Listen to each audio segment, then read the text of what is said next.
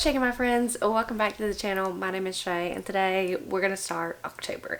Now, technically, it's not October just yet. It's the 29th of September, but according to me, we're gonna start our October reads today. Now, let me tell you real quick what I'm doing in the month of October. September did not go as planned. There was illness by me, there was hurricanes, there was all kinds of things happening in the month of September that kind of threw me right off track.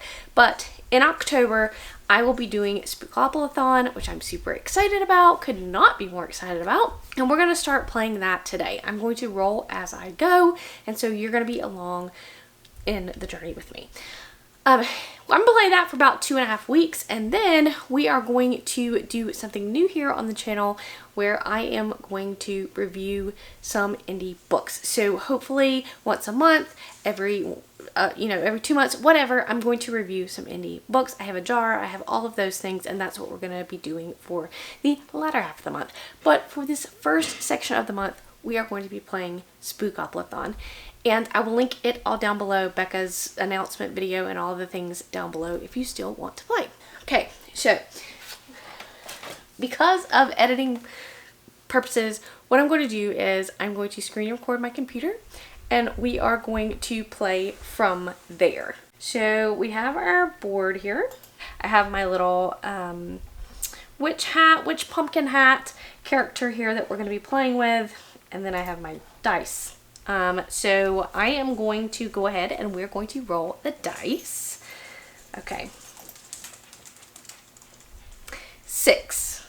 Perfect. 1, 2, 3, 4, 5, 6. I'm not quite sure what this means. Passed. So I landed on passed. And let's see what this means. I have the Spookoplathon pulled up.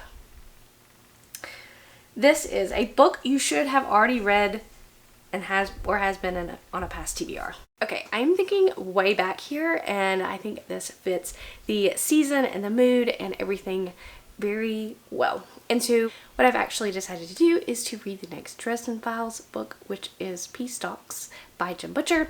I have not read, I don't even know if I've read a Dresden Files book this year. I don't know that I have, and I have 2 more books till I'm caught up. And so I've always said, yeah, I'm going to finish the Dresden Files, and never done it. So if anything fits this prompt, it's this. So we're going to read Peace Talks by Jim Butcher, and I will check in when I am a little bit in it, tell you my thoughts. I haven't read Dresden in quite some time, so I'm bound to have a lot of thoughts, and I'll catch you in a minute.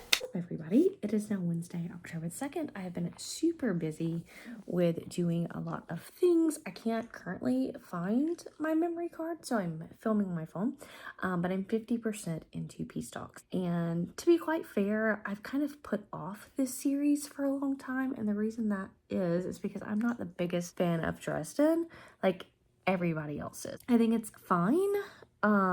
Overall, I find it to be a 3-star series. There are some fantastic, great moments, and then there are some not so great moments for me.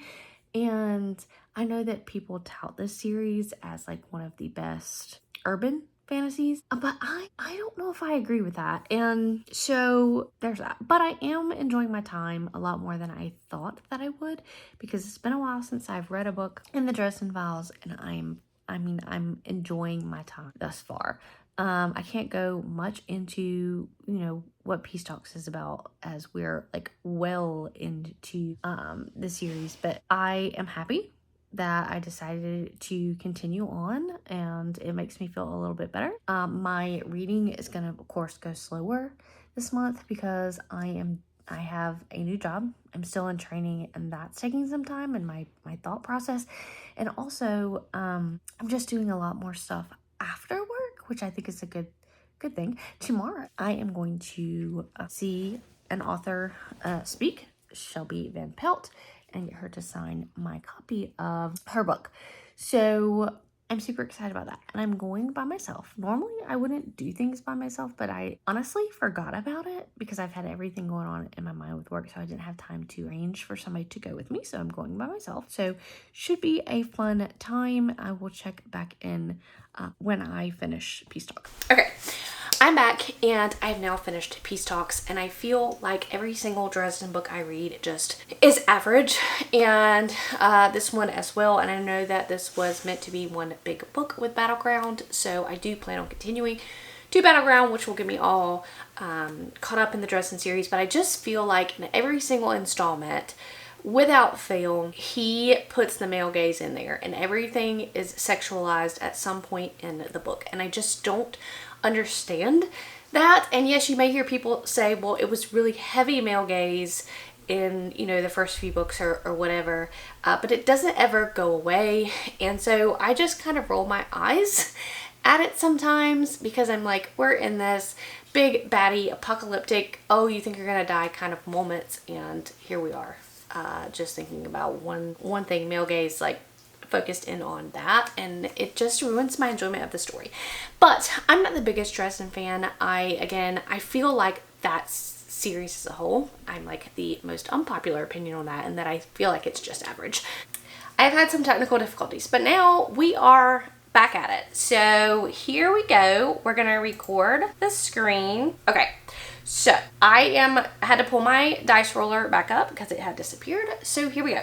We are going to roll 7. That is a great number. Let's pull this up.